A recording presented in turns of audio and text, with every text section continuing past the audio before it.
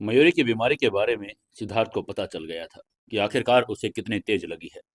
उसने उसे माफी भी मांग ली थी, लेकिन आगे से जैसे उसे पता चला कि राहुल उसका पहला बॉयफ्रेंड है और पहला उसका प्यार है, तो वो और भड़क गया था। उसके बाद क्या होगा कहानी में आज सुनेंगे।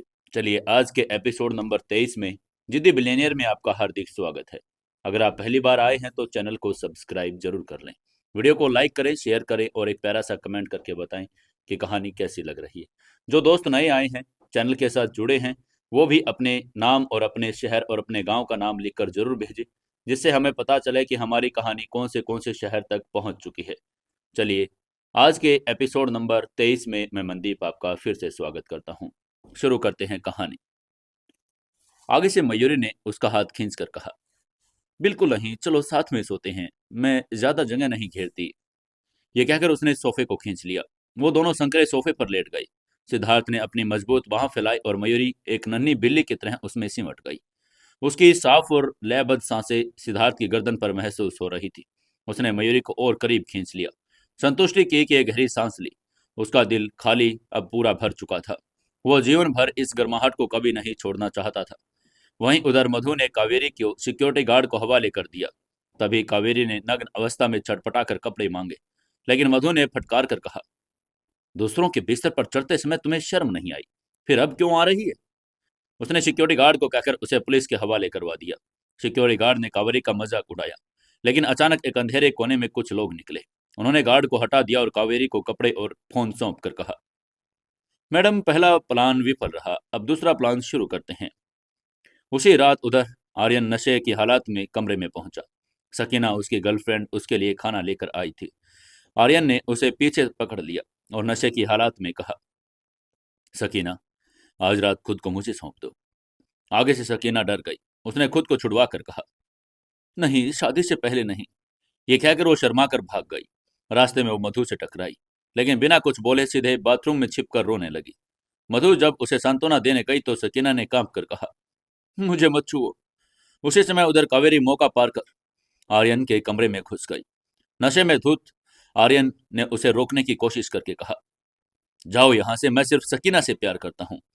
लेकिन कावेरी ने अपने कपड़े उतार दिए और बहका कर कहा, सकीना तुम्हें खुश नहीं कर सकती, मैं कर सकती हूँ। उसे ऐसे नशे और लस्ट में देखकर आर्यन अपना संयम खो बैठा। एक पल की कमजोरी ने सालों के प्यार और अविश्वास को चकनाचूर कर दिया। इन्हीं प्लानिंग के बीच वो रात बीत गई। अगली सुबह मयूरी ने सिद्धार्थ को विदा किया और जैसे ही उसकी बेंटली ओझल हुई, मधु दौड़कर उसके पास आई। उसने घबराकर मयूरी से कहा, मयूरी, अनर्थ हो गया, आर्यन मुसीबत में है।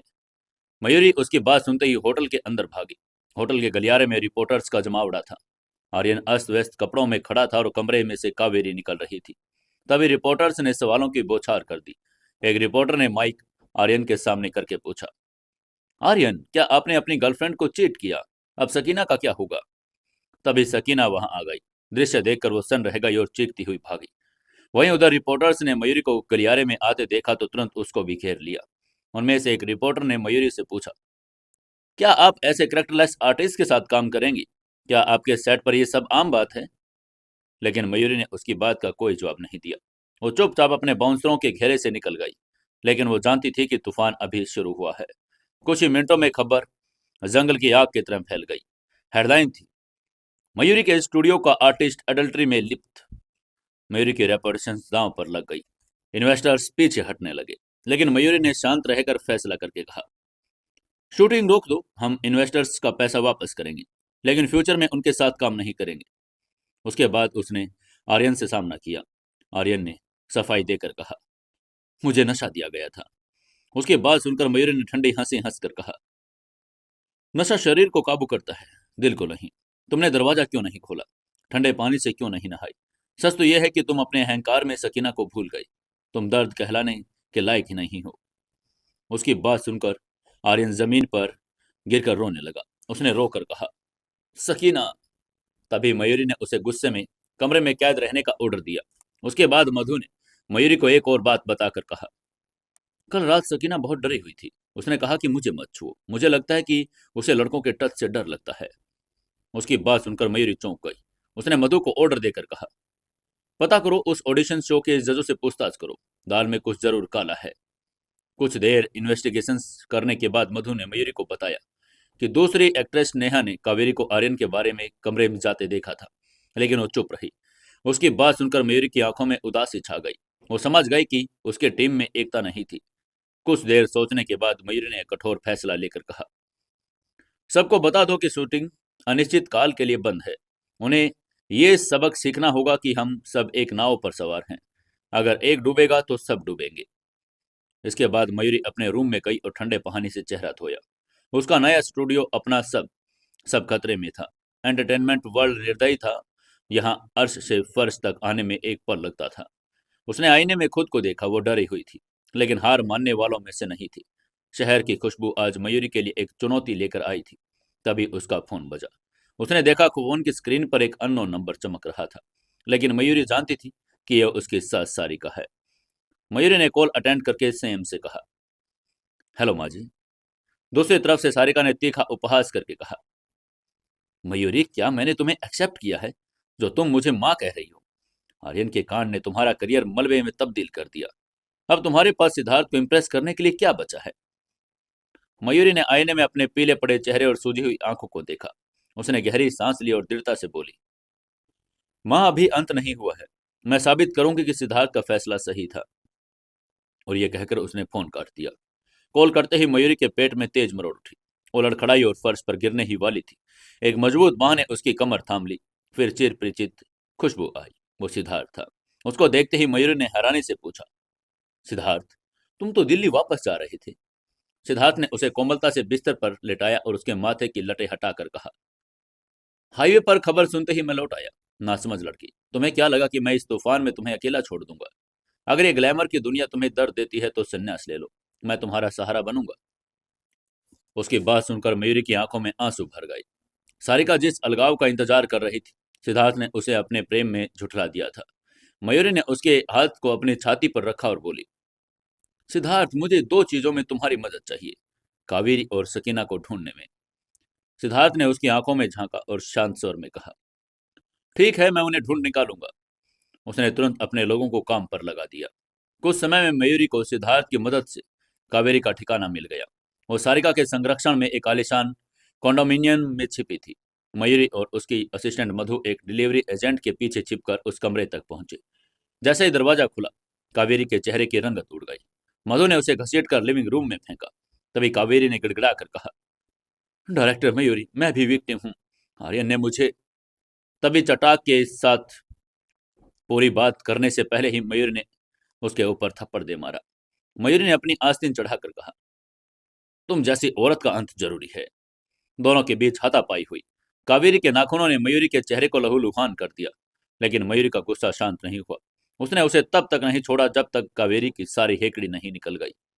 वहां से निकलते ही मधु ने उसको एक नई खबर सुनाकर कहा, मयूरी, आर्यन को फंसाने वाली असली कड़ी सकीना नहीं बल्कि वो जज है जिसने आर्यन को अंगूठी दी थी। वो घटना की रात सकीना के कमरे में गया था। उसकी बात सुनकर मयूरी ने आंखें मूंद ली। साजिशे की परतें खुल रही थी। अगले सुबह मयूरी दिल्ली एयरपोर्ट पर लैंड हुई। चेहरे पर बड़ा सा धूप का काला चश्मा, काले रंग की जैकेट पहने वो किसी क्वीन से कम नहीं लग रही थी। एयरपोर्ट के बाहर निकलते ही रिपोर्टर्स की भीड़ ने उसे घेर लिया। एक रिपोर्टर ने उसे सवाल करके पूछा, डायरेक्टर मयूरी, आपने कल कावेरी को सरेआम थप्पड़ क्यों मारा? आप इसके बारे में क्या कहना चाहेंगी? लेकिन मयूरी रुकी और ठंडी हंसी के साथ बोली, रखेल वो होती है जिसे हर कोई पीटते देखना चाहता है। उसने मेरे आर्टिस्ट को बहकाया और मेरी दोस्त सकीना का दिल दुखाया। फ्यूचर में अगर कोई मुझे और मेरे अपनों को नाराज करेगा तो मैं यही करूंगी। रिपोर्टर उसकी दबंगई देखकर दंग रह गई। तभी मयूरी ने आगे से कहा, आर्यन के मामले में जो बदनामी हुई उसकी जिम्मेदारी मैं लेती हूँ। मैं उसका कॉन्ट्रैक्ट खत्म नहीं करूंगी, क्योंकि अगर आज मैंने उसे छोड़ दिया तो उसकी लाइफ बर्बाद हो जाएगी। दूर खड़े सिद्धार्थ ने मयूरी के इस कॉन्फिडेंस को देखा और मुस्कुरा दिया। उसे पता था कि मयूरी ने एक ही चाल में जनता की सहानुभूति जीत ली। सालों बाद यही आर्यन जब इंटरनेशनल अवार्ड जीतेगा तो दुनिया के सामने कहेगा कि उसके सबसे बुरे दौर में मयूरी ही वो फरिश्ता थी जिसने उसे गिरने नहीं दिया। वहीं उधर रिपोर्टर्स ने निपट कर मयूरी सिद्धार्थ के उस छोटे से कमरे में पहुंची जहां सिद्धार्थ के आदमियों ने सकीना को ढूंढ निकाला था। वहां पहुंचकर सिद्धार्थ ने बाहर रुकते हुए मयूरी से कहा, मयूरी, वो सुसाइड करने की कोशिश कर रही थी, इसलिए थोड़ा ध्यान रखना। उसकी बात सुनकर मयूरी ने हल्के से सिर हिला दिया और अंदर चली गई।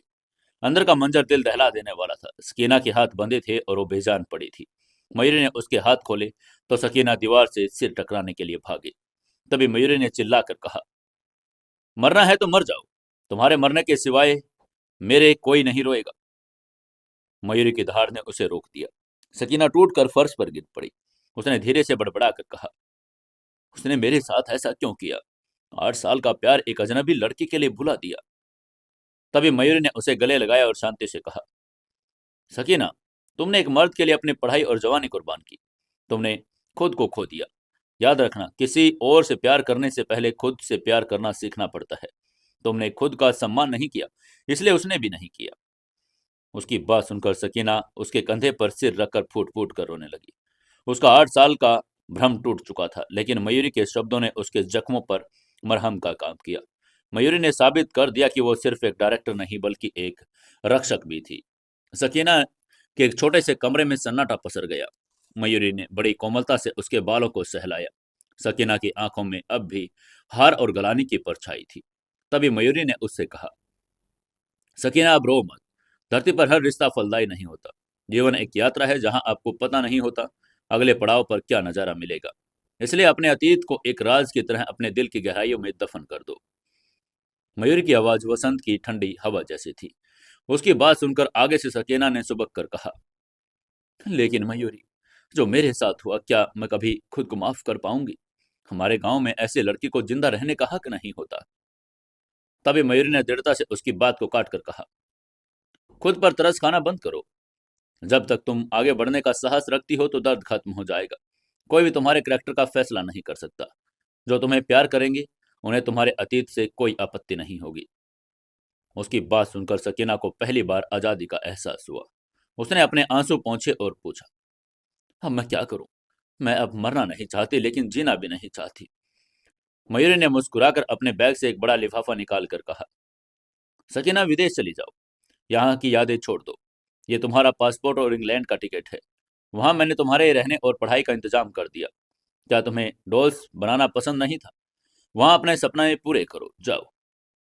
आगे से सकीना ने कांपते हाथों से लिफाफा लेकर कहा, थैंक यू मयूरी, मैं अपना जीवन बेहतरीन तरीके से जीऊंगी। इसके बाद वो लोग वापस एयरपोर्ट पर आ गए। एयरपोर्ट के शोर शराबे के बीच मयूरी ने मधु ने कान में फुसफुसा कर कहा कि आर्यन, जो मयूरी को मनाही के बावजूद वहां पहुंच गया था, पागलों की तरह सकीना को ढूंढ रहा था। उसकी बात सुनने के बाद मयूरी ने सकीना से पूछा, सकीना, आर्यन आ गया है, क्या तुम उसे आखिरी बार देखना चाहती हो? सकीना पल भर के लिए ठिठकी। फिर उसने सिर हिलाकर कहा, नहीं, इसकी जरूरत नहीं।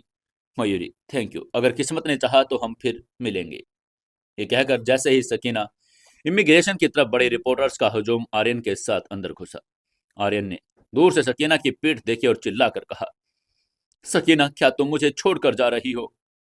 लेकिन सकीना नहीं रुकी। उसने फिर एक बार रिपोर्टर्स की तरफ देखकर कहा, सब खत्म हो गया। वो मयूरी इंसान है जिसने मुझे खुद से मिलवाया। अलविदा। और ये कहकर वो चली गई। जब सकीना ओझल हो गई तो आर्यन वही घुटनों पर बल बैठ गया और उसका अपना चेहरा ढककर दहाड़े मारकर रोने लगा। रिपोर्टर्स ने अपना कैमरे की लाइटें बंद कर दी। उस रोते हुए आदमी की हालात सब कुछ बयां कर रही थी। वहां खड़ी कोने में मयूरी खामोश थी। उसकी आंखों में भी नमी थी। गाड़ी में वापस लौटते समय मधु ने उससे पूछा, क्या सकीना वहां रह पाएगी? मयूरी ने खिड़की के बाहर देखकर कहा, वो जरूर कर सकती है। उसने आर्यन को ये नहीं बताया कि उसने अपने करियर के लिए क्या खोया है। यही उसका आर्यन के लिए सबसे बड़ा दंड और गहरा प्यार है। इसके बाद थकान से चूर मयूरी गुलेरिया किंग के दफ्तर पहुंची। सिद्धार्थ एक मीटिंग में था, इसलिए वो उस सोफे पर ही सो गई। जब सिद्धार्थ वापस आया तो उसने देखा कि उसके ऑफिस की रोशनी में एक गुलाबी गेंद जैसी लड़की सुकून से सो रही है। सिद्धार्थ कुछ पल के लिए ठिठक गया। उसने झुककर उसकी मासूमियत को निहारा। उसकी रेशमी त्वचा और चेहरे जैसे होठों ने सिद्धार्थ के मन में एक शरारत जगा दी। उसने धीरे से उसकी उंगली को छुआ। तभी मयूरी ने नींद में कुलबुलाकर आंखें खोली और सिद्धार्थ की तरफ देखकर पूछा, सिद्धार्थ, तुम ये क्या कर रहे हो? उसकी आवाज में नींद का भारीपन था। सिद्धार्थ ने झेप कर अपना हाथ पीछे खींचा और डॉक्यूमेंट्स उठाकर जवाब दिया, मैंने देखा कि तुम्हारे पेट में दर्द हो रहा है, मैं बस मालिश कर रहा था। उसकी बात सुनकर मयूरी हंस पड़ी। उसकी छाती से चिपक गई। सिद्धार्थ ने उसके लिए खट्टे बेर और नाश्ते की एक थाली मंगवाई थी। इसके बाद मयूरी ने वो खाकर सिद्धार्थ को पुरानी यादें, धुंधली सी यादें आने लगी, जैसे वो पहले भी ऐसे ही खाते हुए कुछ देख चुका हो। थोड़ी देर बाद जब वो होश में आया तो उसने एक फाइल मयूरी को थमा कर कहा, ये देखो, कावेरी के खाते में विदेश से पैसे आए हैं, मैंने उसे ट्रैक कर लिया। उसकी बात सुनकर मयूरी की आंखों में चमक आ गई। उसने सिद्धार्थ की गर्दन में बाहें डाली और किस करके कहा, सिद्धार्थ तुम अद्भुत हो। आगे से सिद्धार्थ ने उसके कमर पर हाथ थाम कर पूछा, तुम्हारा अगला प्लान क्या है? मयूरी ने शरारत में उसकी नाक पर उंगली रखकर कहा, एंटरटेनमेंट वर्ल्ड के एक्सपर्ट ही जानते हैं कि आग कहाँ लगानी है। मेरे पास कई बड़े दोस्त हैं। तभी सिद्धार्थ ने उसकी उंगली को अपने होठों से पकड़ लिया। मयूरी के गाल शर्म से लाल हो गए। हालांकि सिद्धार्थ की याददाश्त पूरी तरह वापस नहीं आई थी, लेकिन उनका शरीर और रूह एक दूसरे को अच्छी तरह पहचानते थे। उस दोपहर ऑफिस के उस शांत कमरे में दुनिया की सारी साजिशें पीछे छूट गई और सिर्फ दो दिलों की धड़कनें बाकी बची थी। सिद्धार्थ के ऑफिस का वो रेस्ट रूम मयूरी की मिठास और सिद्धार्थ की बेचैनी का गवाह बन रहा था। जब सिद्धार्थ ने मयूरी को अपनी बाहों में उठाया तो मयूरी के मन में एक अतीत की कड़वी याद कौंध गई।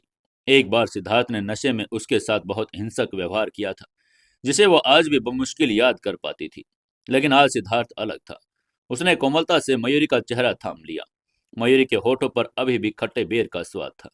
जैसे ही सिद्धार्थ ने उसे किस करना शुरू किया, मयूरी की सांसें अटक गई।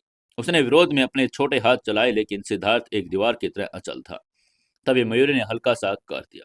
उसे ऐसा करते ही सिद्धार्थ ने घबराकर उसे छोड़ा और पूछा, बेबी क्या हुआ?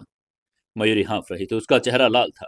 उसने गहरी सांस लेकर कहा, तुम इतनी जल्दबाजी में क्यों थे? मेरी सांस रुक रही थी। तुम्हारी शालीनता कहाँ गई? उसकी बात सुनकर सिद्धार्थ खामोश हो गया। उसका लगा कि शायद उसकी अनएक्सपीरियंस्ड उसकी मर्दानगी पर चोट कर रही है। तभी मयूरी ने उसके चेहरे के ताव ताड़ लिए। उसने प्यार से उसकी गर्दन पकड़कर कहा, गुस्सा मत करो, बस मुझे धीरे से किस करो।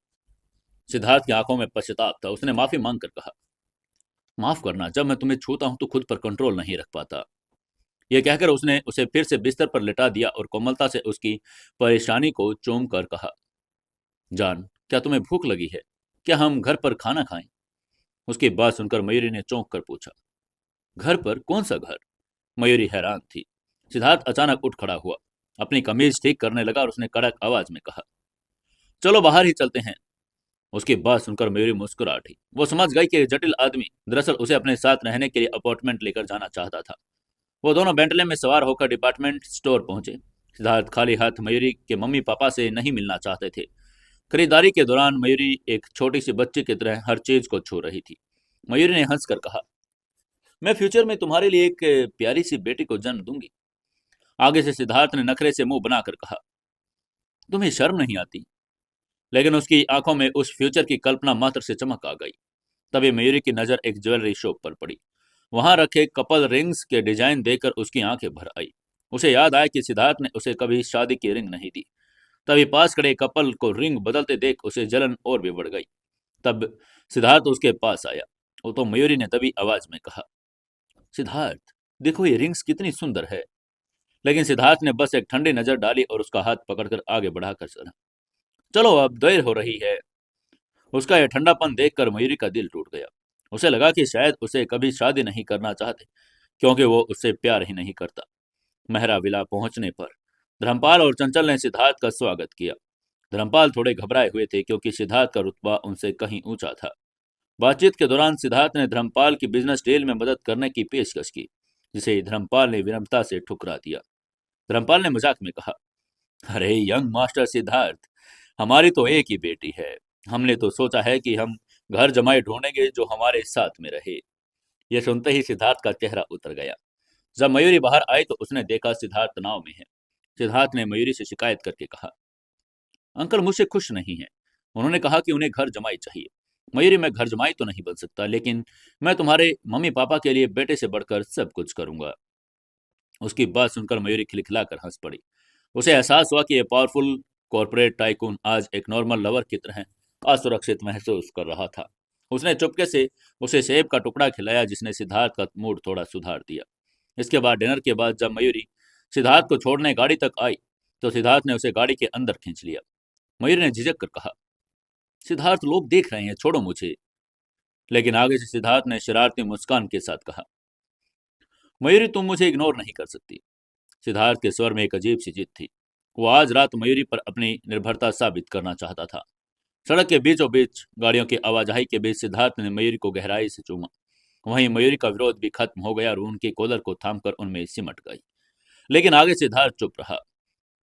तभी मयूरी ने उसके चेहरे को सहलाकर कहा, मैं अभी तुम्हारे साथ नहीं जा सकती। मेरी माँ ने कहा है कि शादी से पहले मैं किसी पुरुष के साथ नहीं रह सकती जब तक तुम मुझे वो रिंग नहीं पहना देती जो आज मैंने देखी थी।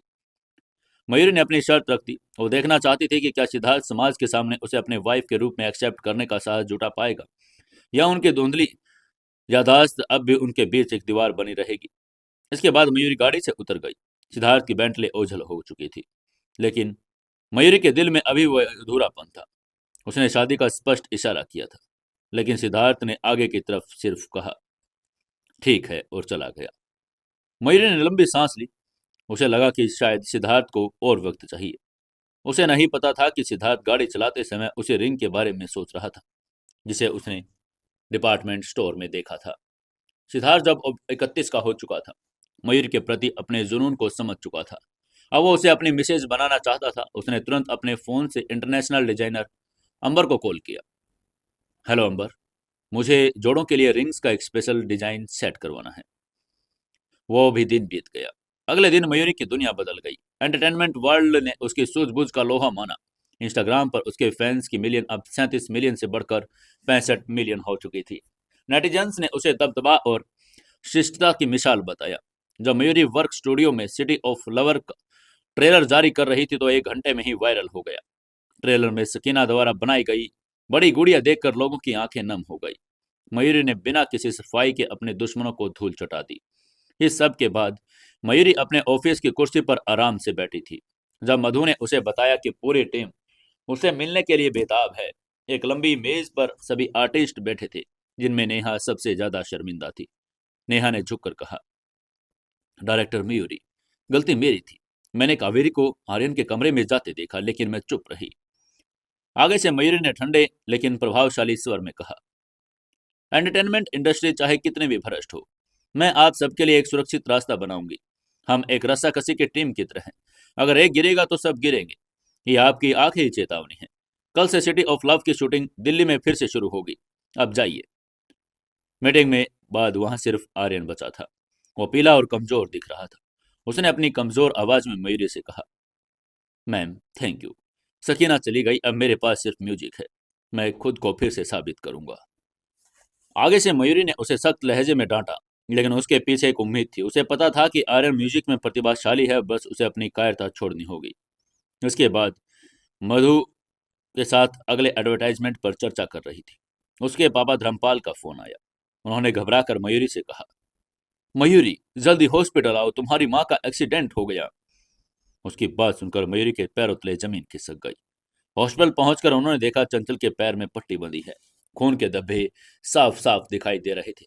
तभी धर्मपाल ने उसे किनारे लेकर फुसफुसाकर कहा, मयूरी, ये कोई इत्तेफाक नहीं था। उस मोटरसाइकिल सवार ने जानबूझकर तुम्हारी माँ को टक्कर मारी। मयूरी की आंखें गुस्से से दुख से भर गई। तभी धर्मपाल ने अपनी बेटे के बाल सहलाकर कहा, पापा को पता है कि गुलेरिया परिवार तुम्हें दबाने की कोशिश कर रहा है, लेकिन याद रखना, हम तुम्हारे साथ हैं। इसके बाद जैसे ही धर्मपाल वहां से गए, मयूरी ने कांपते हाथों से अपनी सास सारिका का नंबर मिलाया। जैसे ही उधर सारिका ने फोन उठाया, मयूरी ने उससे कहा, हेलो माँ, आपने अपनी सीमा लांघ दी। मेरी माँ को टक्कर मारने का ऑर्डर आपने ही दिया था, है ना? मयूरी की आवाज ठंडी थी। दूसरी तरफ से सारिका की करूर हंसी गूंजी। उसने हंसकर अपनी बात का जवाब देकर कहा, मिस मयूरी, बोलने से पहले सबूत चाहिए होते हैं। क्या तुम्हारे पास सुराग है? अगर तुम मुझ पर दोष मढ़ना चाहती हो तो तुम मुझ तक पहुंचने की काबिलियत पैदा करो। सारिका को पूरा भरोसा था कि उसने कोई सुराग नहीं छोड़ा। मयूरी समझ गई कि लड़ाई अब सिर्फ रेपुटेशन की नहीं, बल्कि अपनों के अस्तित्व की थी। सारिका ने युद्ध की घोषणा कर दी थी। मयूरी अब चुप बैठने वाली नहीं थी। सारिका की आवाज फोन पर किसी बर्फीले धार की तरह चुभ रही थी। उसने आगे कहा, मिस मयूरी, हमारे वादे में सिर्फ 10 दिन बचे हैं।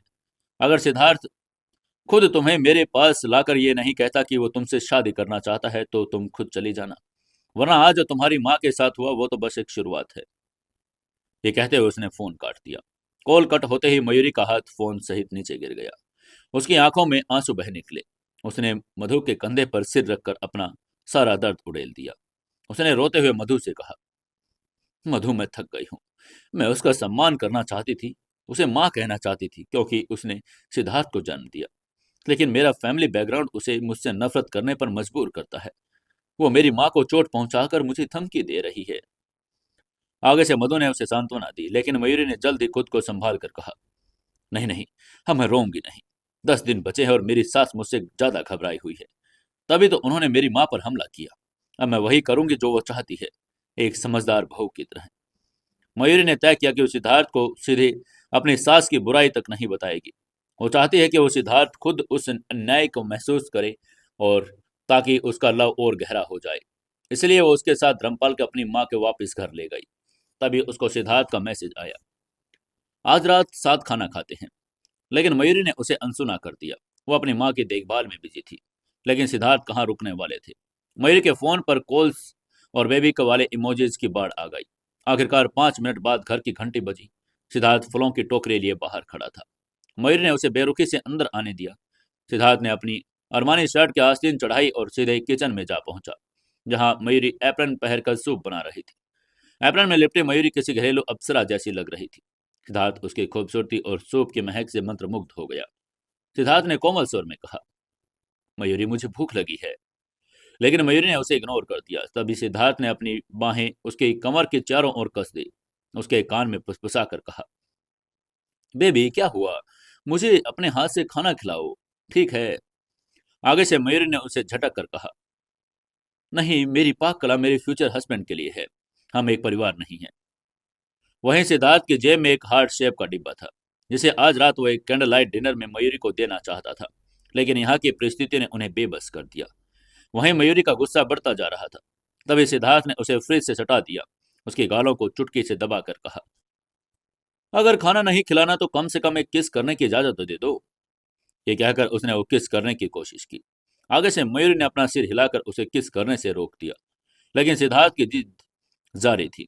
उसने उसकी गर्दन पर सिर झुकाया और मयूरी की मुकाबला करने की पावर जवाब दे गई। उसने गुस्से में कहा, सिद्धार्थ, तुम एक विकृत इंसान हो। सिद्धार्थ ने शरारत में हंसकर कहा, हाँ, ठीक है, अगर तुम्हें यही पसंद है तो मैं एक विकृत मानसिकता वाला व्यक्ति ही सही। तभी लिविंग रूम के कांच के टूटने की घंटी आ जाई। मयूरी और सिद्धार्थ ने मुड़कर देखा तो धर्मपाल हाथ में पानी का गिलास लिए एक मूर्ति की तरह जमे हुए थे। उनके कानों में सिद्धार्थ के शब्द, मैं एक विकृत मानसिकता वाला व्यक्ति हूँ, गूंज रहे थे, और तुरंत वहां से भाग निकले। सिद्धार्थ का चेहरा शर्मिंदगी से काला पड़ गया। वे अपनी जिंदगी में कभी इतने शर्मिंदा नहीं हुए थे। तभी मयूरी ने मौका पाकर उसे दरवाजे की तरफ धकेल कर कहा, अब चले जाओ यहाँ से। इसके बाद उदास होकर सिद्धार्थ अपने खाली और ठंडे अपार्टमेंट में वापस लौटा। जो अकेलापन उसे सुकून देता था, अब वो उसे काटने के लिए दौड़ रहा था। एप्रन पहनी हुई मयूरी, उस किचन की गर्माहट उसकी आंखों में बस गई। उसे पहली बार एहसास हुआ कि वो सिर्फ मयूरी को प्यार नहीं करता था, बल्कि उसके साथ एक छोटा सा परिवार बसाना चाहता था। वहीं उधर मयूरी, मेहराविला की मयूरी ने खिड़की को बाहर देखा। वो जानती थी कि खेल अब निर्णायक मोड़ पर है।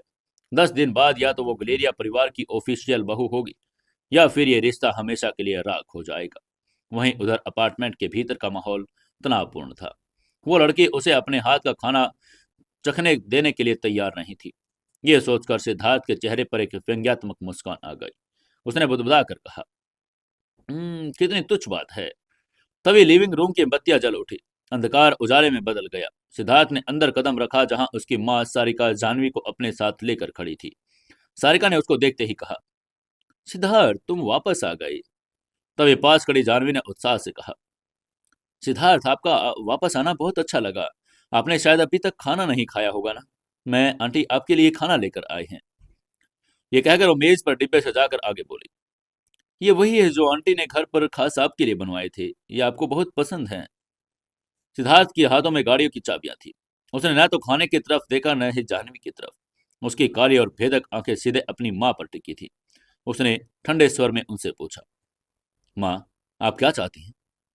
सारिका ने बचाव की मुद्रा में कहा, कुछ खास नहीं, मैं बस तुम्हें देखने आई थी। सिद्धार्थ, तुम और जानवी दोनों लेकिन उसकी बात पूरी होने से पहले ही सिद्धार्थ ने एक तरफ मुड़कर दरवाजे की तरफ इशारा करके कहा, अब जब आपने मुझे देख लिया है तो आप जा सकती हैं, मुझे अभी काम पूरा करना है। उसकी बात सुनकर सारिका अपमान से तिलमिला उठी।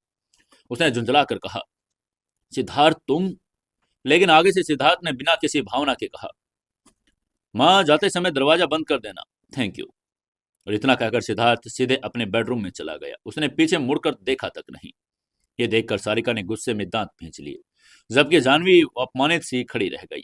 वहीं बेडरूम जाते हुई बाथरूम में नहाकर निकले सिद्धार्थ कमर पर तौलिया लपेटा, घुटनों के बल बिस्तर पर बैठ गया। उसने फोन चेक किया, कोई संदेश नहीं। उसकी भौहें तन गई। उसने गुस्से में कहा, वो लड़की। उसने तुरंत अपने सेक्रेटरी को फोन किया। जैसे उधर से चेतन ने फोन उठाया, सिद्धार्थ ने उसको ऑर्डर देकर कहा, हेलो सेक्रेटरी चेतन, पता लगाओ कि मयूरी ने आज क्या किया और वो किससे मिली। साथ ही उस मोटरसाइकिल सवार की जांच करो जिसने मयूरी की मां को टक्कर मारी थी। इसके बाद फोन फेंककर उसने नेवी ब्लू स्वेटर और काली पैंट पहनी।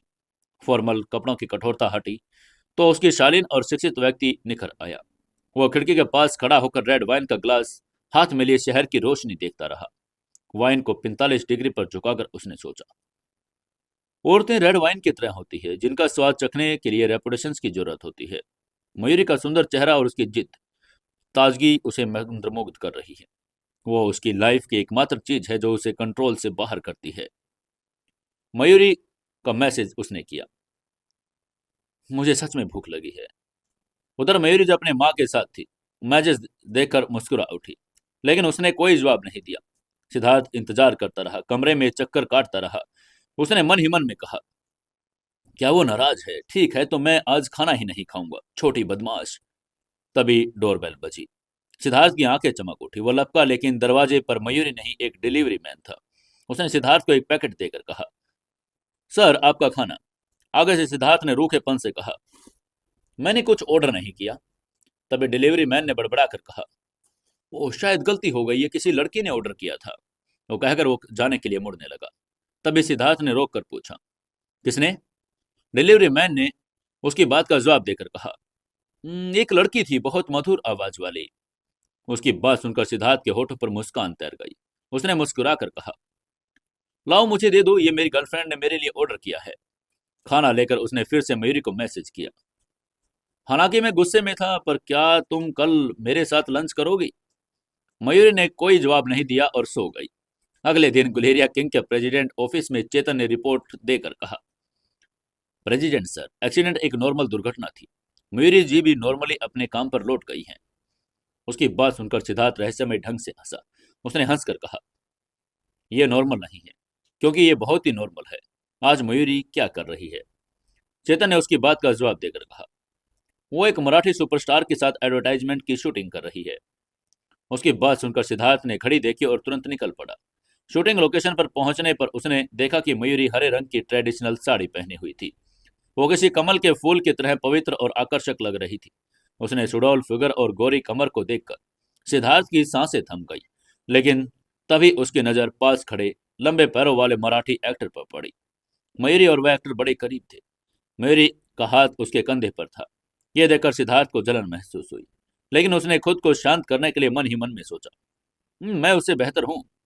वो उसे गुस्से पर काबू रखना मुश्किल हो रहा था, खासकर जब मयूरी उस एक्टर की ओर देख देख कर हंस रही थी। कुछ देर बाद शूटिंग खत्म हुई। मयूरी को असिस्टेंट ने बताया कि सिद्धार्थ उसे घूर रहा है। तभी मराठी एक्टर वहां आया और उसने एक जादू की ट्रिक दिखाई। उसने हवा में एक गुलाब निकालकर मयूरी को दिया। मयूरी ने जैसे ही फूल लेने के लिए हाथ बढ़ाया, एक मजबूत हाथ बीच में आया और गुलाब को थाम लिया। यह सिद्धार्थ था। उसने धारा प्रवाह मराठी में उस एक्टर से बात की, जिससे वहां मौजूद हर कोई, खुद मयूरी, दंग रह गई। वो एक आइडियल लवर का नाटक कर रहा था, लेकिन उसकी आंखों में अधिकार की भावना थी। इसके बाद भीड़ छटते ही सिद्धार्थ का चेहरा सख्त हो गया। उसने पूछा, क्या तुम्हें दूसरों के दिए गुलाब पसंद है? ये कहते उसने गुलाब को कूड़ेदान में फेंक दिया। आगे से मयूरी ने नाराजगी में पैर पटक कर कहा, सिद्धार्थ तुम ऐसा क्यों कर रहे हो? तुमने तो कभी मुझे गुलाब नहीं दिए। उसकी बात सुनकर सिद्धार्थ चुप रह गया। तभी मयूरी ने उसको ताना मारकर कहा, तुम्हारे जैसे बूढ़े आदमी को रोमांस का क्या पता? और वो अपने असिस्टेंट मधु के साथ जाने लगी। लेकिन तभी सिद्धार्थ ने उसका हाथ पकड़ लिया। यह देखकर मधु बहाना बनाकर वहां से भाग गई। मयूरी ने अपना हाथ छुड़ाने की कोशिश करके कहा, छोड़ो बस, तुम बस मेरा फायदा उठाना चाहते हो। न गुलाब, न डेट, न बस मनमानी। ये कहते मयूरी उसे छूटने के लिए छटपटाने लगी, लेकिन सिद्धार्थ ने उसे बाहों में जकड़ कर कहा, मयूरी हंगामा मत करो, ठीक है मैं सीख लूंगा। मैं लव स्टोरीज देखूंगा, खुश। मैं खुद पर काबू नहीं रख पाता जब तुम्हें देखता हूँ। उसकी बात सुनकर मयूरी ने अविश्वास में पूछा, सच में देखोगे? और फिर उसने जाने के लिए मुड़कर कहा, मुझे लंच करना है, बाय। उसको ज्यादा देखकर सिद्धार्थ का सब्र टूट गया। उसने मयूरी को उठाया और कंधे पर लाद कर पास के एक मीटिंग रूम में ले गया। उसे टेबल पर टिकाकर उसे अपनी पकड़ मजबूत कर ली। मयूरी ने उसे छूटने की कोशिश करके कहा, छोड़ो मुझे, कोई आ जाएगा। आगे से सिद्धार्थ ने उसके कान में फुसफुसा कर कहा, ये जगह मेरी है। बताओ तुम मुझसे दूर क्यों भाग रही हो? क्या कोई तुम्हें धमकी दे रहा है? तुम्हारी माँ का एक्सीडेंट, क्या आर्यन का इसमें कोई हाथ है? उसकी बात के जवाब में मयूरी ने झूठ बोलकर कहा, नहीं नहीं, ऐसा कुछ नहीं है। उसकी बात सुनकर सिद्धार्थ का गुस्सा और बढ़ गया। उसने गुस्से में कहा, तुम झूठ बोल रही हो। ये कहकर उसने सजा देने के लिए उसे थप्पड़ मारा, जिससे मयूरी की आंखों में आंसू आ गए। उसने रोकर बेशर्म कहा। सिद्धार्थ को अपनी गलती का एहसास हुआ, लेकिन उसका शरीर कंट्रोल से बाहर था। वो उसे चूमने के लिए झुका और उसकी पकड़ी इतनी सख्त थी कि मयूरी को दर्द हो रहा था। खुद को बचाने के लिए मयूरी ने घुटने से उसके सेंसिटिव पर वार किया। सिद्धार्थ तुरंत दर्द से कराहकर पीछे हटा। उसकी आंखों में लालिमा थी। उसने धीरे से कहा, मयूरी, तुम हमारे फ्यूचर के साथ खेल खेल रही हो। आगे से मयूरी ने चिल्लाकर कहा, कौन सा फ्यूचर? मैं अपने हस्बैंड के लिए खुद को सौंपूंगी। अगर तुम मुझसे शादी नहीं कर सकते तो मुझे मत छुओ। जाओ अपनी पसंद की किसी और लड़की के पास जाओ। ये कहकर वो दरवाजा बंद करके वहां से चली गई। सिद्धार्थ दीवार के सहारे खड़ा रह गया, दर्द और सदमे में। उसने मन ही मन खुद से पूछा, क्या उसने कहा कि मैं शादी नहीं करना चाहता? ये सोचकर उसने अपनी जेब से एक मखमली डिब्बा निकाला जिसमें डायमंड रिंग थी। वो तो तैयार था, लेकिन हालात ने उन्हें दूर कर दिया था। उस दिन शाम को मयूरी पैदल घर लौट रही थी। अचानक एक एसयूवी रुकी। नकाबपोश आदमियों ने उसे खींचने की कोशिश की। गीले तौलिए की गंध ने उसका दम घुटने लगा। वो चिल्लाई, हेल्प हेल्प। तभी चेतन अपनी सिक्योरिटी टीम के साथ वहां पहुंचा। उसको देखते ही गुंडे भाग खड़े हुए, जिसके बाद मयूरी सड़क पर गिर गई और उसे जोर की उल्टी हुई। तभी चेतन ने उसे सहारा देकर पूछा, मैडम क्या आप ठीक हैं? मयूरी ने उसकी बात का जवाब देकर कहा, मैं ठीक हूं, बस अजीब सी गंध से उल्टी आ गई। हालांकि ये कुछ और ही संकेत दे रहा था। उसने चेतन से पूछा, सिद्धार्थ कहाँ है? चेतन ने उसकी बात का जवाब देकर कहा, वो अपनी मम्मी पापा के घर गए हैं। चेतन ने बताया कि उसे सुरक्षित घर छोड़ने का उसने प्रबंध कर दिया। दूसरी ओर गुलेरिया विला में सिद्धार्थ घर पहुंचा, जहां सारिका और जानवी खाना लगा रही थी। जानवी उसे देखकर खुश हो गई, लेकिन डाइनिंग टेबल पर सन्नाटा था। सिद्धार्थ ने शांति से खाना शुरू किया। फिर उसने अचानक पूछा, माँ, पापा कब वापस आ रहे हैं? उसकी बात सुनकर सारिका चौंक गई। उसने थोड़ा हैरानी से पूछा, तुम्हें अपने पिता की याद क्यों आई? तुम तो सारे फैसले खुद लेते हो। आगे से सिद्धार्थ ने एक नैपकिन में अपना मुंह पोंछा। उसकी आंखों में एक दृढ़ निश्चय था। उसने कठोरता से कहा, हाँ, लेकिन क्या शादी को एक बड़ा फैसला माना जा सकता है? उसकी बात सुनकर सारिका और जानवी के हाथ रुक गए। उन दोनों ने चौंक कर कहा, क्या? आगे से सिद्धार्थ ने नजरें उठाए बिना एक सहज लेकिन अटल मुस्कान के साथ अनाउंस करके कहा, माँ, मुझे एक लड़की से प्यार हो गया है। मैं उसे शादी करना चाहता हूँ।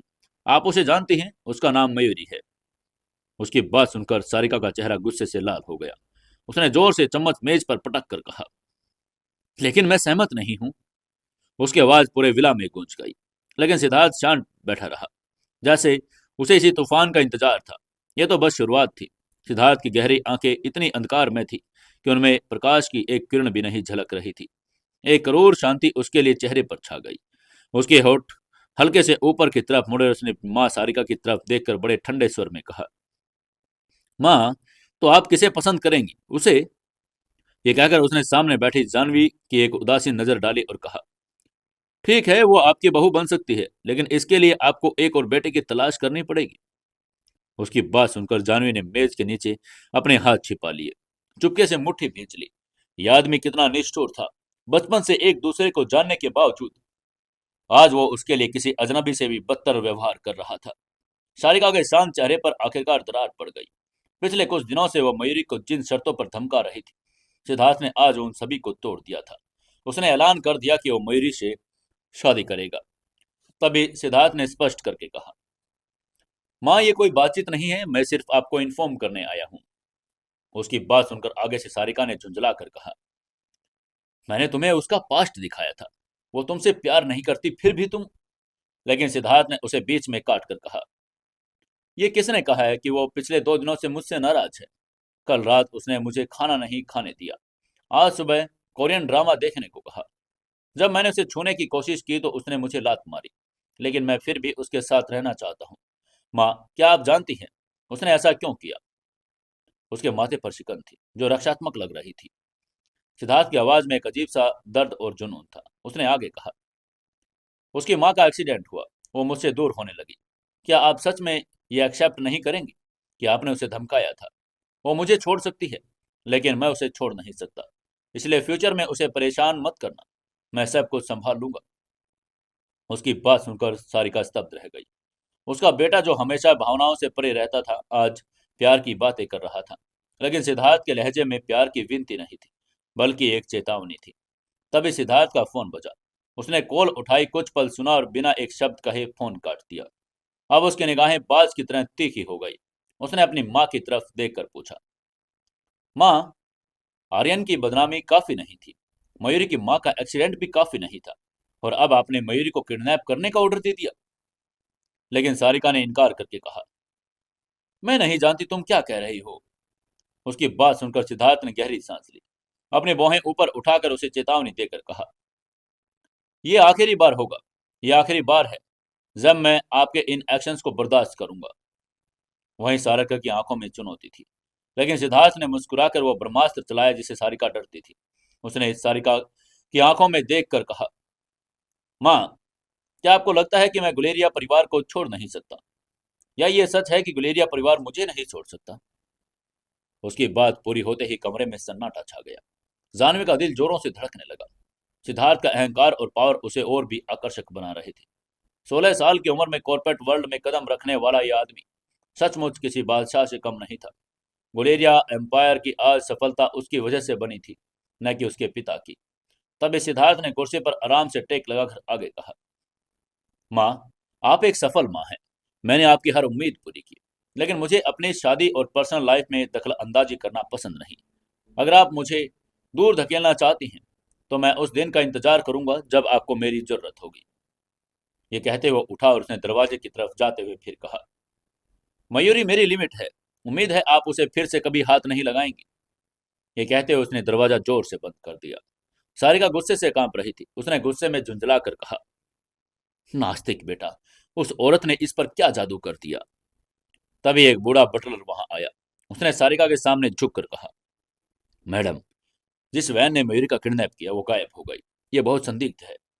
सारिका समझ गई। उसने मेज पर मुक्का मारकर कहा, कितनी अच्छी चाल है, वो लड़की मुझे फंसा रही है। उसी पल सारिका का फोन बजा। स्क्रीन पर मिस मयूरी का नाम था। जैसे ही उसने फोन उठाया, दूसरी तरफ से मयूरी ने कहा, हेलो माँ। मयूरी की आवाज शांत थी। वो अपने विला की बालकनी पर खड़ी थी। तभी इधर सारिका ने अपने दांत पीस कर कहा, तुमने खुद ही गुंडे किराए पर लिए थे ना, मुझे फंसाने के लिए? आगे से मयूरी धीरे से हंसकर बोली, माँ, आप क्या कह रही हैं? ये मूक और बेवकूफ बनने का नाटक, ये तो आपने ही मुझे सिखाया है। उसकी बात सुनकर सारिका का गुस्सा 7वें आसमान पर था। उसने चिल्लाकर कहा, क्या तुमने इसके रिजल्ट्स के बारे में सोचा है? मयूरी ने दृढ़ता से कहा, सोचा है, मेरे पास खुद को बचाने की ताकत नहीं, लेकिन मेरे पास सिद्धार्थ है। मैं उसके प्यार पर निर्भर हूँ। अगर वो ना होता तो मैं आपकी दी हुई तकलीफों से कब की टूट गई होती। मैं उसे प्यार करती हूँ, मैं उसके लायक हूँ। मयूरी ने आगे कहा, माँ, हम सोचो समझौता कर लेते हैं। आप मेरे परिवार को नुकसान नहीं पहुंचाएगी, और मैं आपके लिए मुसीबत नहीं बनूंगी। उसकी बात सुनकर सारिका ने फोन पटक दिया। वो जानती थी कि वो हार चुकी है। सिद्धार्थ की धमकी खाली नहीं थी। गुलेरिया परिवार का फ्यूचर सिद्धार्थ के हाथ में था, और अब सीधे मयूरी पर हमला करने का वो जोखिम नहीं उठा सकती थी। तभी बटलर ने झिझक कर कहा, मैडम, एक और बात। मयूरी को आजकल उल्टी जैसा महसूस हो रहा है। वो खट्टी चीजें खा रही है। क्या वो प्रेग्नेंट है? क्या? उसकी बात सुनकर सारिका झटके से खड़ी हो गई। वहीं जानवी के हाथ में पानी का गिलास छूटकर नीचे गिर पड़ा। वहीं उधर सिद्धार्थ मयूरी के पास पहुंचा। आगे से धर्मपाल ने दरवाजा खोला। धर्मपाल ने उसको बताया, यंग मास्टर सिद्धार्थ, मयूरी ऊपर सो रही है। तभी किचन से चंचल की आवाज आई। वो बहुत खुश थी। उसने सिद्धार्थ से कहा, यंग मास्टर, आज खाना खाकर जाना, मैं बना रही हूँ। सिद्धार्थ ने मना करना तो चाहा था, लेकिन चंचल के प्रेमपूर्ण व्यवहार ने उसे रोक लिया। उसने बस हल्के से मुस्कुराकर कहा, थैंक यू आंटी। तभी चंचल ने मुस्कुराकर उससे कहा, अरे आंटी क्यों, हम परिवार बनने वाले हैं। परिवार शब्द ने सिद्धार्थ के दिल को छू लिया। इसके बाद वो मयूरी के कमरे की तरफ बढ़ा। मयूरी बिस्तर पर एक गुलाबी कंबल में लिपटी हुई सो रही थी। वो किसी नन्ही परी जैसी लग रही थी। सिद्धार्थ उसके पास घुटनों के बल बैठ गया और उसने धीरे से उसे पुकार कर कहा, मयूरी। उसकी बात सुनकर मयूरी ने करवट बदली। वो जागी हुई थी और बस नखरे दिखा रही थी। ये देखकर सिद्धार्थ मुस्कुराया और उसे पीछे से गले लगाकर बोला, मेरी जान, मुझे माफ कर दो। मैंने सब ठीक कर दिया, अब कोई तुम्हें नुकसान नहीं पहुंचाएगा। आगे से मयूरी ने निखरे दिखाकर कहा, क्या तुम्हें लगता है कि सारे मर्द तुम्हारी तरह जंगली होते हैं?" तभी सिद्धार्थ ने उसका हाथ चूमा। मयूरी ने अपनी छोटी मुट्ठी से उसे मारा। वो अभी भी उस दोपहर की घटना से थोड़ी अज्ञात थी, लेकिन सिद्धार्थ का चेहरा देखते ही उसका गुस्सा पिघलने लगा। वो आदमी जो दुनिया के लिए पत्थर था, उसके लिए कितना कोमल हो गया था। तभी सिद्धार्थ ने उससे पूछा, क्या अब भी तुम नाराज हो? उसका अंगूठा उसके होठों को सहला रहा था।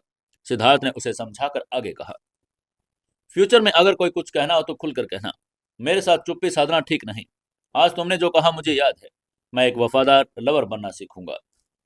आगे से मयूरी ने उसकी कॉलर बोन को छूकर शिकायत करके कहा, क्या तुम मुझ पर थोड़ी नरमी नहीं बरत सकते? सिद्धार्थ ने उसे और करीब से खींच कर कहा, जरूर, तुम्हारी हर बात मानी जाएगी। आगे से मयूरी ने शरारती मुस्कान के साथ उसकी गर्दन में बाहें डालकर कहा, हबी, क्या मैं तुम्हें वफादार प्रेमी बनना सिखा सकती हूँ? उसकी बात सुनकर सिद्धार्थ ने मुस्कुराकर पूछा, वो कैसे? मयूरी ने मुस्कुराकर जवाब देकर कहा, जो अपनी लवर की बात ध्यान से सुनता है वो वफादार साथी होता है। आगे से सिद्धार्थ ने हल्के से सिर हिलाकर कहा, ठीक है, ये इस बात पर निर्भर करेगा कि तुम मुझे कैसे ट्रेन करती हो। सिद्धार्थ की आंखों में शरारत आ गई। वो दोनों हंसी मजाक करके बिस्तर पर लुढ़क गई। नीचे किचन में तभी चंचल ने खट्टे बेर की बोतल देखी। उसने हैरान होकर कहा, अरे ये कौन खा रहा है? धर्मपाल ने उसकी बात का जवाब देकर कहा, मयूरी, ये आजकल वही खा रही है। उसकी बात सुनकर चंचल की आंखें चमक उठी। उसने एक्साइटेड होकर कहा, मयूरी को तो मीठा पसंद था। मुझे याद है जब मैं प्रेग्नेंट थी तब मुझे ऐसी चीजें पसंद थी। उसने ऊपर जाने का फैसला किया। जब वह दरवाजे पर पहुंची तो अंदर से मयूरी की हंसी और सिद्धार्थ की आवाज आ रही थी। मयूरी ने हंसकर कहा, सिद्धार्थ, हंगामा मत करो। उसकी बात सुनकर चंचल ने मुस्कुराकर सिर हिलाया और दरवाजा खटखटा कर कहा, खाना तैयार है। उसकी आवाज सुनते ही अंदर मयूरी घबराकर खड़ी हो गई। अपने कपड़े ठीक करने लगी। वहीं सिद्धार्थ का चेहरा उतर गया। वो अभी और रोमांस करना चाहता था। तभी मयूरी ने उसे धक्का देकर कहा, जल्दी जाओ। कल क्या तुम मुझे अपने अपार्टमेंट में लेकर जाना चाहते थे? उसकी बात सुनकर सिद्धार्थ की आंखें चमक उठी। उसने एक बड़ी सी मुस्कान के साथ कहा, सचमुच?" मयूरी ने कहा, हाँ। सिद्धार्थ ने उसके होठों को चूम कर कहा, मेरी अपनी गर्लफ्रेंड ही सबसे बेहतर है। जब वो नीचे आए, सिद्धार्थ का फोन बजा। उसे ऑफिस जाना था, इसलिए उसने चंचल और धर्मपाल की तरफ देखकर कहा, अंकल आंटी, मुझे जाना होगा। लेकिन तभी मयूरी ने उसकी आस्तीन पकड़ ली। उसने बड़ी बड़ी मासूम आंखों से उसे देखा और प्यार से रिक्वेस्ट करके कहा, सिद्धार्थ, काम पर जाने से पहले खाना खा लो। एक कटोरी चावल से ज्यादा समय नहीं लगेगा, मैं परोस दूंगी। सिद्धार्थ, जो पूरी दुनिया को ना कह सकता था, उस छोटी सी रिक्वेस्ट को ठुकरा न सका। उसने मुस्कुरा कर कहा, ठीक है, और वहीं रुक गया। सिद्धार्थ की निगाहें नरम पड़ गई। वो मयूरी के पीछे पीछे किचन में चला गया। किचन की पीली रोशनी में मयूरी ने उसके लिए चावल का कटोरा निकाला और उसकी हथेली में चॉपस्टिक थमा दी। वे डाइनिंग टेबल पर नहीं गए, बल्कि किचन काउंटर पर ही खड़े होकर खाने लगे। सिद्धार्थ को जल्द ही कंपनी लौटना था, इसलिए वो जल्दी जल्दी खा रहा था। फिर भी उसका हारने वाला बाएं हाथ से कटोरा पकड़ने का तरीका, सब कुछ इतना सदा हुआ और शाही था, मानो किसी पुस्तक का उदाहरण हो। तभी मयूर ने सूप के एक चम्मच उसके होठों के पास ले जाकर बड़े लाड से कहा, अभी एक घूंट पीजिए।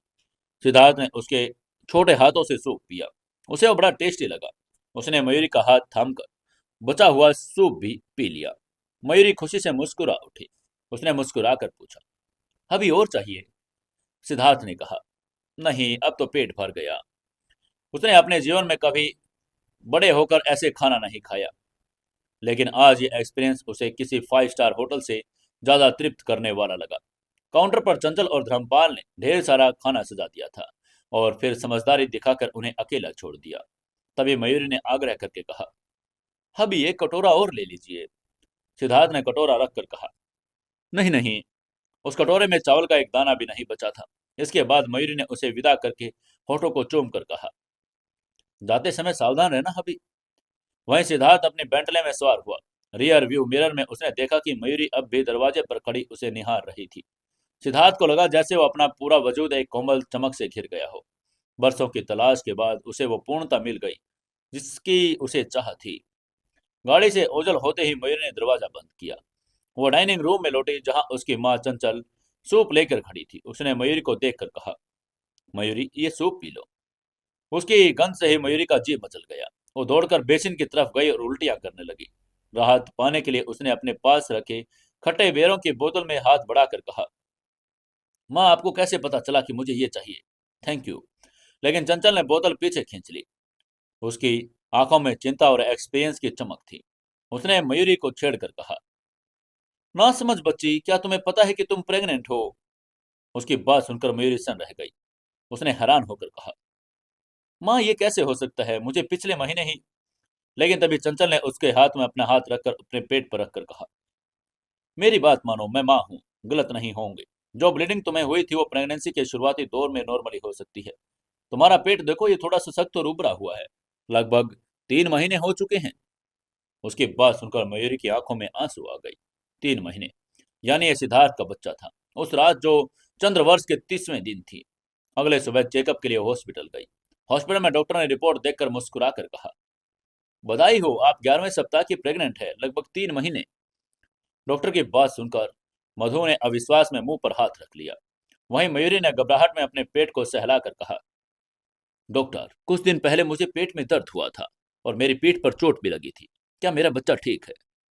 उसे फिनलैंड की वो घटना याद आ गई और फिर कल दोपहर सिद्धार्थ के साथ वो तीखी तकरार। उसे पछतावा हो रहा था। आगे से डॉक्टर ने उसे आश्वस्त करके कहा, बच्चा स्वस्थ है, लेकिन आपको सावधान रहना होगा। हस्बैंड वाइफ के रिलेशन में भी संयम बरतें। ये नन्ही जान आप पर निर्भर है। इसके बाद बाहर गलियारे में बैठे मधु ने खुशी से मयूरी के पेट को छुआ। उसने धीरे से कहा, नन्ना मास्टर सिद्धार्थ। लेकिन मधु अचानक रुक गई। उसने कोने में किसी को छिपकर उनकी तस्वीरें लेकर देखा। तभी मयूरी ने शांत भाव से कहा, वो मेरी सास की जासूस है। मधु घबरा गई। उसने घबरा कर कहा, सास? लेकिन मयूरी तुम 3 महीने की प्रेग्नेंट हो। तुम दोनों को साथ आए सिर्फ 2 महीने हुए। ये गणित गड़बड़ा जाएगा, लोग गलत समझेंगे।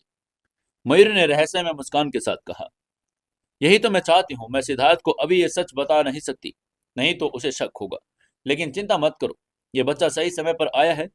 ये हमें एक करेगा। इस सब के कुछ देर बाद गुलेरिया किंग में चेतन के रोकने के बावजूद भी सारिका अपने बूढ़े बटलर के साथ सिद्धार्थ के कैबिन में घुस गई। सिद्धार्थ काम में बिजी था, लेकिन माँ के आने पर उसे भौहें सिकोड़ दी। उसने अन्य एम्प्लॉयज को बाहर भेजा। उसके बाद सिद्धार्थ ने बिना सिर उठाए पूछा, माँ आप इतनी जल्दी में क्यों हैं? तभी सारिका ने हॉस्पिटल की रिपोर्ट मेज पर पटक कर कहा, मयूरी 3 महीने की प्रेग्नेंट है, तारीख देखो। सिद्धार्थ तुम उसे 2 महीने से जानते हो, ये तुम्हारा बच्चा नहीं है। वो तुम्हें धोखा दे रही है। उसकी बात सुनकर सिद्धार्थ के चेहरे पर कोई भाव नहीं आया। उसने शांत स्वर में पूछा, तो फिर? ये देखकर सारिका हैरान रह गई। उसने हैरानी भरे स्वर में पूछा, तुम्हें समझ नहीं आ रहा? वो कैरेक्टरलेस है। गुलेरिया परिवार ऐसे वारिस को अपना सकता है जिसका खून संदिग्ध हो। तभी आगे से सिद्धार्थ ने कड़क स्वर में कहा, माँ मुझे पता है कि ये मेरा बच्चा है। आपको मेरी पर्सनल लाइफ में जासूसी करने का हक किसने दिया? सिद्धार्थ की आवाज ठंडी थी। तभी कैबिन के विश्राम कक्ष का दरवाजा खुला। मयूरी जो वहां सो रही थी बाहर रुकी। वहीं आंखों में नींद और मासूमियत लिए सारिका को देखते ही वो डरने का नाटक करने लगी। उसने घबरा कर कहा, आंटी नहीं, मैडम। ये कहकर वो पीछे हटी। सिद्धार्थ तुरंत उसके पास पहुंचा और उसने बाहों में भर लिया। उसने चिंता भरे स्वर में पूछा, तुम क्यों उठी? क्या बच्चे की वजह से तुम परेशान हो रही हो? यह सब देखकर सारिका का गुस्सा फूट पड़ा। उसने चिल्लाकर कहा, मयूरी सच बताओ, रिपोर्ट कहती है कि तुम सिद्धार्थ से तो 2 महीने का झूठ क्यों बोल रही हो? आगे से मयूरी ने डरने का नाटक करके कहा, नहीं मैंने झूठ नहीं बोला, नहीं नहीं। तभी सिद्धार्थ ने उसे और कसकर पकड़ लिया। उसने मयूरी को शांत करने की कोशिश करके कहा, मेरी जान डरो मत, मुझे तुम पर भरोसा है, हमें किसी टेस्ट की जरूरत नहीं। तभी मयूरी ने सिद्धार्थ की बाहों में झांक कर सारिका को एक ऐसे मुस्कान दी जिसमें जीत और चुनौती दोनों थी।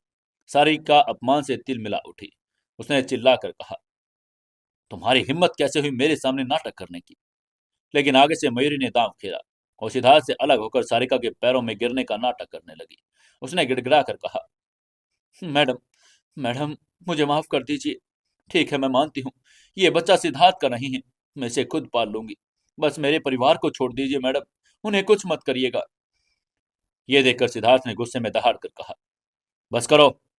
उसने मयूरी को उठाया और सारिका की तरफ उंगली उठाकर कहा, माँ दफा हो जाओ यहाँ से। सिक्योरिटी! गार्ड्स ने आकर स्तब्ध सारिका को बाहर निकाल दिया। इसके बाद ऑफिस की शांति अंदर छा गई। सिद्धार्थ मयूरी को अंदर ले गया। उसने उसे बिस्तर पर लिटाया। उसके चेहरे पर दुख नहीं बल्कि एक कोमल मुस्कान थी। उसने अपना हाथ अपने पेट पर रखा और उसने मुस्कुरा कर कहा, तो हमारा बच्चा यहाँ है सच में? मयूर ने शरारत में पूछा। तुम्हें जरा भी शक नहीं हुआ? आगे से सिद्धार्थ ने उसके माथे को चूम कर कहा, अगर मेरा नहीं तो किसका होगा? फ्यूचर में ऐसे सवाल मत पूछना। उसकी बात सुनकर मयूरी की आंखों में आंसू आ गई। सिद्धार्थ ने उसे सांत्वना देकर कहा, रो मत, माँ की बातों को भूल जाओ। अब से मैं और ये बच्चा ही तुम्हारी दुनिया है। इसके बाद उसने पेट को चूम कर बातें करने लगा। उसने मुस्कुराकर कहा, बेबी, मैं पापा हूँ, क्या तुम्हें मेरी दाढ़ी चुभती है? तभी मयूर ने उसके बालों में उंगलियां फेर कर पूछा, सिद्धार्थ, क्या तुम्हें याद है ये बच्चा कब आया? सिद्धार्थ ने कहा, बेशक, फिनलैंड के उस होटल में। लेकिन मयूरी ने उसे बीच में रोक कर कहा, ओह सिद्धार्थ। उसकी आवाज में एक पुरानी याद का दर्द और मिठास था। उसने आगे कहा, वो नए साल की पूर्व संध्या थी। तुम बच्चा चाहते थे, लेकिन मैं डर रही थी। तुमने कहा था अगर हुआ तो ईश्वर की मर्जी होगी। उसकी बात सुनकर शरीर सिद्धार्थ का अकड़ गया। उसे कुछ याद आ रहा था, जो यादें शायद उसकी मौजूदा यादाश्त से परे थी। इसके कुछ देर बाद मयूरी एक कैफे में बैठी थी। उसके सामने सारिका थी, जो अभी भी गुस्से में उबल रही थी। सारिका ने उससे पूछा, तुमने उसे झूठ क्यों बोला? 3 महीने को 2 महीने बताकर? मयूरी ने खिड़की के बाहर देखकर कहा, मैंने झूठ नहीं बोला, यह बच्चा उसी का है और आपका पोता या पोती है। उसकी बात सुनकर सारिका ने घृणा से पूछा, कैसे? तारिकें झूठ नहीं बोलती। मयूर ने धीरे से 18 साल की उम्र की यादों को कुरेद कर कहा, क्योंकि हमारी कहानी 2 महीने पहले शुरू नहीं हुई। हम दिल्ली के द्वारका में मिले थे जब मैं 18 साल की थी। एक जानलेवा हमले के बाद मैंने सिद्धार्थ की जान बचाई थी और तब हमें पहली नजर में प्यार हो गया था। मयूरी की आंखों में अतीत तैर गया। यह सिर्फ 2 महीने का आकर्षण नहीं और ये बरसों पुराना बंधन था, जिसे समय और हालात ने धुंधला कर दिया लेकिन मिटा नहीं पाया। मयूरी ने आगे कहा, पिछले साल जब मैं अपनी लाइफ के सबसे बुरे दौर में गुजर रही थी, तब वो फिर से मेरे लिए वरदान बनकर आया। उसने मुझे बचाया। मैंने उससे शादी की। वो मुझे गले लगाता, मुझसे प्यार करता और मेरी हर पसंद को अपनाता। लेकिन मयूरी की आवाज में एक अजीब सा कंपन था, जो दर्द और कृतज्ञता का मिश्रण था। उसने एक पल के लिए अपनी आंखें बंद की और फिर आगे कहा, उसके साथ बिताया गया ज्यादातर समय ऐसा था जैसे मेरे हाथों में कसकर पकड़े हुई रेत मेरी उंगलियों से फिसल रही हो। सारिका के सामने खड़ी मयूरी ने अपनी बात जारी रखकर फिर कहा, फिर उसका एक्सीडेंट हुआ। सिर में कांच के टुकड़े, इंग्लैंड में सर्जरी। और जब वो होश में आया तो उसकी आंखों में आंसू थे, लेकिन यादें गायब थी। वो मुझे भूल चुका था। ये कहकर मयूरी की आंखें भर आई। उसने आगे कहा, अमेरिका में मैं उस घर के बाहर खड़ी उसे अजनबी की तरह घूरते हुए देख रही थी। मैं उसके पीछे एक लग्जरी स्टोर तक गई। वो सिर दर्द से परेशान था और मैंने कसम खाई कि मैं उसका कभी साथ नहीं छोड़ूंगी। ये कहकर उसने एक गहरी सांस ली, सीधे सारिका की आंखों में देखकर फिर कहा, माँ, हमारा 3 महीने का समझौता था। शर्त यह थी कि वो मुझसे दोबारा प्यार करने लगेगा। अब हालात बदल गए हैं। मेरे पास उसका बच्चा है। क्या अब भी आप हमें आशीर्वाद नहीं देंगी? उसकी बात सुनकर सारिका का चेहरा पत्थर की तरह सख्त हो गया। उसने दृढ़ता से सिर हिलाकर कहा, बच्चा हो न हो, जब तक मैं यहाँ हूँ सिद्धार्थ को यह पता नहीं चलेगा कि तुम उसकी वाइफ हो। मयूरी ने धीरे से अपने आंसू पोंछे और एक रहस्य में मुस्कान बिखेर कर कहा, ओह सच में? क्या वो ऐसा नहीं करेगा? लेकिन इससे पहले कि सारिका कुछ समझ पाती, उसने अपने पीछे एक भारी और ठंडी उपस्थिति महसूस की। वो पलटी। उसके पीछे एक मजबूत काली आकृति खड़ी थी। वो सिद्धार्थ था। उसको देखते ही सारिका की आंखों में भैंस फैल गया। उसने मयूरी की तरफ देखकर कहा, मयूरी, तुमने अपना वादा तोड़ दिया। आगे से मयूरी धीरे से उठी और एक हाथ अपने पेट पर रखा और विनम्रता से कहा, माँ, मैंने वादा नहीं तोड़ा। वादा तोड़ने वाली आप हैं। आपने खुद अभी सिद्धार्थ को बताया कि मैं उसकी वाइफ हूँ। उसकी बात सुनकर सारिका लड़खड़ा गई। उसे एहसास हुआ कि उसने अभी अभी अनजाने में ही सही सच्चाई कबूल कर ली। उसने अपनी ही किस्मत पर हंसकर कहा, हो मयूरी, तुम पूरी रात नाटक करती रही। तुमने मेरे खिलाफ जाल बिछाया। आगे से मयूरी ने एक्सेप्ट करके कहा, हाँ, ऐसा कहा जा सकता है, लेकिन माँ, आप हार गई। उम्मीद है आप हमें नहीं रोकेंगी। तभी सिद्धार्थ आगे बढ़ा। उसका चेहरा भावहीन था। उसने मयूरी का हाथ उठाया और गर्म हथेली में थाम लिया। सारिका को एक तीखी नजर देखकर मयूरी को वहां से लेकर चला गया। पीछे से सारिका ने चिल्लाकर कहा, मयूरी, एक बात सोच लेना, तुम वास्तव में किससे प्यार करती हो? उस सिद्धार्थ से जिसने याददाश्त नहीं खोई थी, या इस सिद्धार्थ से? उसकी बात सुनकर मयूरी के कदम ठिठक गए। तभी सारिका ने व्यंग करके आगे कहा, खुद को धोखा मत दो मयूरी। तुम उस पुराने सिद्धार्थ की कोमलता से प्यार करती हो। यह बच्चा उसी के प्यार की निशानी है। लेकिन यह नया सिद्धार्थ, वो उस प्यार को भूल चुका है। यह सुनते ही मयूरी का चेहरा पीला पड़ गया। लेकिन तभी उसने अपने हाथों में तेज दर्द महसूस किया। सिद्धार्थ अपनी हथेली को इतनी जोर से दबा रहा था कि वो करहा उठी। लेकिन सिद्धार्थ ने कुछ नहीं कहा। वो बस उसे खींचकर बेंटले तक ले गया और गाड़ी में बैठा दिया। उसकी गाड़ी मेन रोड पर दौड़ रही थी। मयूर ने सिद्धार्थ की तरफ देखा। खिड़की से आती रोशनी ने उसका प्रोफाइल सख्त और तनावपूर्ण दिखाया। तभी मयूर ने बोलने की कोशिश करके कहा, सिद्धार्थ, मैं। लेकिन सिद्धार्थ ने उसे बीच में काट कर कहा, तो तुम 3 महीने से प्रेग्नेंट हो, इंग्लैंड जाने से पहले, चंद्रवर्ष के 30वें दिन। उसके होठों पर एक क्रूर मुस्कान थी। आगे से मयूरी ने डर कर कहा, हाँ। तभी सिद्धार्थ ने कड़वाहट से कहा, ओह। उसे इस बात का डर नहीं था कि सर्जरी में वो मर सकता है और तुम्हें बच्चा अकेले पालना पड़ेगा। कितना महान था वो। मयूर ने इसकी शांत करवाने की कोशिश करके कहा, सिद्धार्थ, ऐसी अशुभ बातें मत करो, तुम जिंदा हो। उसकी बात सुनकर सिद्धार्थ ने उसकी तरफ देखकर कहा, क्या मैं जिंदा हूं? मैं असल में वो नहीं। मयूरी, सच बताओ, क्या तुम चाहती हो कि मैं अपनी यादें वापस पा लूं? उसकी आंखें काली और वीरान थी। मयूरी ने उसकी बात का जवाब देकर कहा, हाँ, मैं चाहती हूँ। उसकी बात सुनकर सिद्धार्थ ने हंसकर कहा, आगे से मेरी माँ को माँ मत कहना। यह कहकर सिद्धार्थ ने मुंह फेर लिया। गाड़ी में सन्नाटा छा गया। मयूरी की आंखों में आंसू आ गए। यह एक प्रतिक्रिया वैसे नहीं थी जैसी उसने सोची थी। मयूरी ने उससे पूछा, हम कहाँ जा रहे हैं? सिद्धार्थ ने ठंडे स्वर में जवाब देकर कहा, घर, जहां तुम उसके साथ रहती थी। कुछ देर बाद उनकी गाड़ी टी पेवेलियन विला के सामने रुकी। सिद्धार्थ उतरा और उसने विला को देखा। उसका दिमाग कोरा कागज था, कोई याद नहीं, कोई भावना नहीं। तभी मयूरी ने दरवाजा खोला। बत्तियां जल उठी। घर वैसा ही था। यादों का एक सैलाब मयूरी के मन में उमड़ पड़ा। उसका सीढ़ियों पर इंतजार करना, सिद्धार्थ का उसे हनी कहकर उठा लेना, उसकी आंखों में आंसू बह निकले। तभी सिद्धार्थ ने उससे पूछा, क्या तुम रो रही हो? वो ठीक उसके पीछे खड़ा था। मयूरी ने आंसू पोंछे और पलटकर गुस्से में कहा, तुम मेरे साथ इतना अजीब व्यवहार क्यों कर रहे हो सिद्धार्थ? क्या मुझे रोना नहीं चाहिए? मैं तुम्हारी वाइफ हूँ। सिद्धार्थ ने बिना कुछ कहे उसे उठाया और सीढ़ियां चढ़कर बेडरूम में ले गया। उसने दरवाजा लात मारकर खोला और उसे बिस्तर पर लेटा दिया। अगले ही पल वो उसके ऊपर था।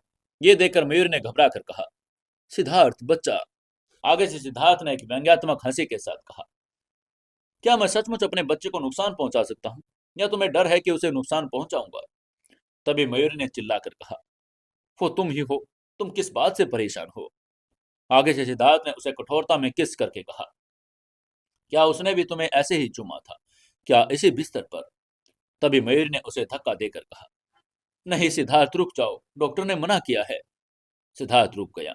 वो खड़ा हुआ और उसने अपने होठों को चाट कर कहा, अगर डॉक्टर ने मना किया है तो तुम मुझे रोकने की कोशिश क्यों नहीं कर रही थी?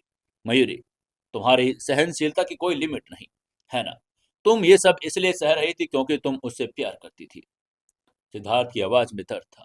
उसने आगे कहा, तुमने मेरी माँ आलिया और हर मुसीबत का सामना किया, यहाँ तक कि मेरे रूखेपन को भी सहा, सिर्फ इसलिए कि तुम्हें उम्मीद है कि पुराना सिद्धार्थ वापस आ जाएगा। उसकी बात सुनकर मयूरी अवाक रह गई। इसके बाद सिद्धार्थ ने उसकी आंखों में देखकर आगे कहा, मैं जानता हूं कि तुम उससे बहुत प्यार करती हो, लेकिन माफ करना, मुझे हमारे अतीत का एक अंश भी याद नहीं। अगर मैं वो होता तो तुम्हें इन 3 महीनों में इतनी तकलीफ कभी नहीं देता। उसकी बात सुनकर मयूरी का दिल पिघल गया। उसने धीरे से कहा, सिद्धार्थ बस करो। तभी सिद्धार्थ ने उसे फिर चूमा, इस बार कोमलता से, लेकिन फिर भी उसमें एक अजीब सी हताशा थी। उसने उसके माथे को चूम कर कहा, मयूरी, मैं भी तुमसे बहुत प्यार करता हूँ। ये कहकर वो मुड़ा और कमरे से बाहर चला गया। मयूरी उसके पीछे भागी। उसने उसको आवाज दी, सिद्धार्थ, लेकिन तब तक उसकी बेंटले के इंजन की आवाज सुनाई दी। गाड़ी तेजी से गेट के बाहर निकल गई। मयूरी वहां खड़ी रह गई। उसने धीरे से बड़बड़ाकर खुद से पूछा, मैं तुमसे प्यार करता हूँ, उसका भी मतलब क्या था? वो खुद को क्या जलन कर रहा था? क्या कर रहा था अब सिद्धार्थ? क्या सिद्धार्थ वापस आएगा? क्या करेगी अब मयूरी? जानने के लिए जुड़े रहिए अपनी इस कहानी जिद्दी बिलियनियर के साथ। दोस्तों, कहानी को ज्यादा से ज्यादा शेयर करें, कमेंट करें और लाइक जरूर से जरूर करें।